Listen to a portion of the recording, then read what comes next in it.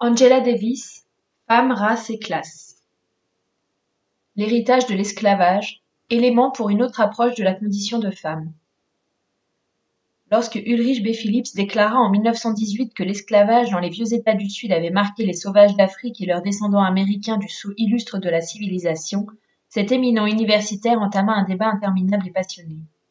Plusieurs dizaines d'années passèrent, le débat s'amplifia et les historiens se vantèrent tous d'avoir déchiffré l'énigme de cette curieuse institution. Parmi toutes ces thèses académiques, on aurait cherché en vain une étude consacrée aux femmes esclaves.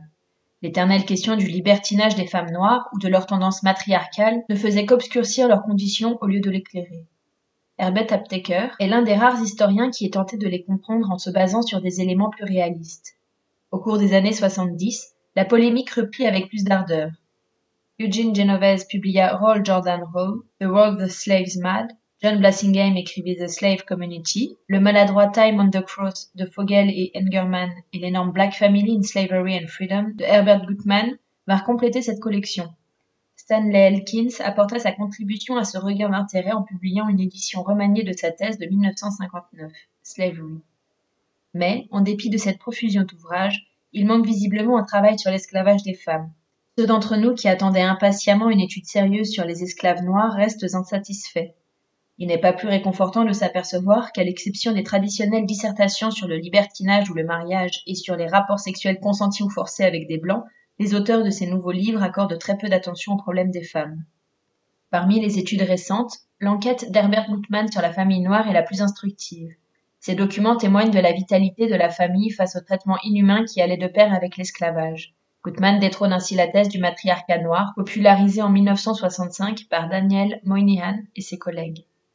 Cependant, comme ses commentaires sur les femmes esclaves insistent généralement sur leur goût du travail ménager, il faut en conclure qu'elles ne différaient de leurs sœurs blanches que par la frustration domestique liée à l'esclavage. D'après Gutman, le code de l'esclavage accordait aux femmes une grande liberté sexuelle avant le mariage, mais elles finissaient par établir des unions durables et fonder des familles qui reposaient autant sur la contribution financière du mari que sur la leur.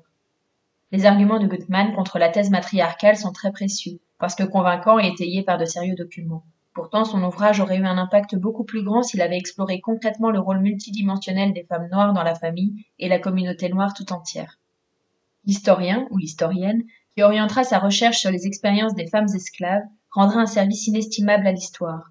Il ne faut pas seulement envisager une telle enquête sous l'angle de la vérité historique, car certaines leçons de ce passé éclairent d'un jour nouveau les luttes actuelles d'émancipation des femmes noires et de toutes les femmes. En tant que profane, je ne peux que suggérer une nouvelle étude de l'histoire des esclaves noirs. Les femmes noires ont toujours été plus nombreuses à travailler à l'extérieur que leurs sœurs blanches. Pour elles, l'importance actuelle du travail découle d'une structure établie dès le début de l'esclavage. Le travail forcé éclipsait tous les autres aspects de leur vie.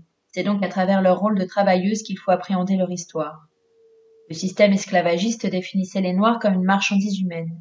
Puisque les femmes étaient considérées comme des unités de travail productrices de profit au même titre que les hommes, leurs propriétaires ne faisaient aucune différence entre les sexes. Un universitaire affirme: la femme esclave était la servante perpétuelle de son propriétaire et, fortuitement, épouse, mère et femme au foyer. Si l'on se réfère aux tendances de la nouvelle idéologie de la féminité au XIXe siècle, la glorification des mères nourricières, douces compagnes et maîtresses de maison transformait les femmes noires en anomalies. Bien que ces dernières aient pu profiter de cette douteuse idéologie, on admet parfois que l'esclave type était domestique, cuisinière, servante ou nourrice des enfants de la grande maison. L'oncle Tom et Sambo ont toujours eu de fidèles compagnes.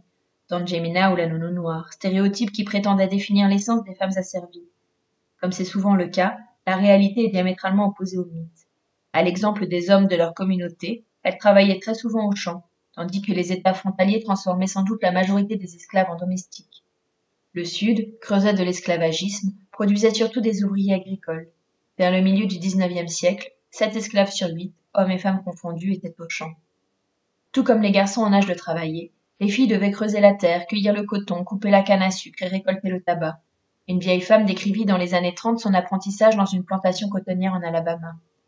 On vivait dans de vieilles cabanes en rondins, en bouchant les fissures avec de la boue et de la mousse, comme on pouvait. On n'avait pas de bons lits, juste des échafaudages cloués au mur et une vieille literie en lambeaux. Sûr que c'était dur pour dormir, mais ça reposait quand même nos carcasses épuisées par ces longues journées au champ. Je m'occupais des enfants quand j'étais petite et j'essayais de faire le ménage, comme le disait la maîtresse. Quand j'ai eu 10 ans, le maître a dit « Envoyez-moi cette négresse dans le champ de coton ». L'expérience de Jenny Proctor est caractéristique. De l'aube au crépuscule, la plupart des filles et des femmes, la plupart des garçons et des hommes trimaient dur. Quand il s'agissait de travail, le fouet savait mieux mesurer la force et la productivité que la différence des sexes. En ce sens, l'oppression des femmes était identique à celle des hommes.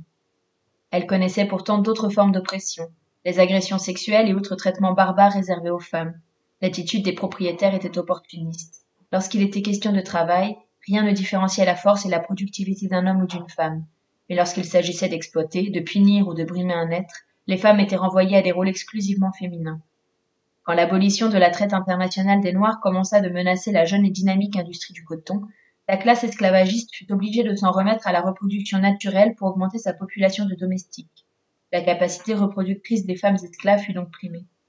Pendant les années qui précédèrent la guerre de sécession, elles furent de plus en plus jugées en fonction de leur fécondité ou de leur stérilité. Celles qui pouvaient reproduire 10, 12, 14 enfants ou plus devenaient un trésor enviable. Mais leur statut de mère ne leur attira pas plus de respect que le statut de travailleuse.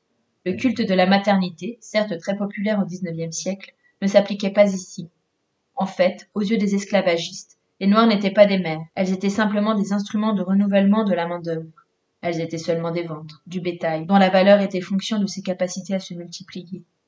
Puisque les femmes noires sortaient de la catégorie des mères, on pouvait, comme aux vaches, prendre leurs petits et les vendre comme des veaux. Un an après l'arrêt de l'importation d'Africains, un tribunal de Caroline du Sud décréta que les femmes esclaves n'avaient aucun droit sur leurs enfants. Cette décision permettait d'enlever les enfants et de les vendre à n'importe quel âge, parce que les petits des esclaves sont traités comme les autres animaux. En tant que femmes, les esclaves étaient naturellement en but à toutes sortes de contraintes sexuelles. Si, pour les hommes, les châtiments les plus violents étaient le fouet, la mutilation, les femmes, elles, étaient violées par-dessus le marché. En fait, le viol exprimait clairement la domination économique du propriétaire d'esclaves et l'autorité du surveillant sur les travailleuses noires.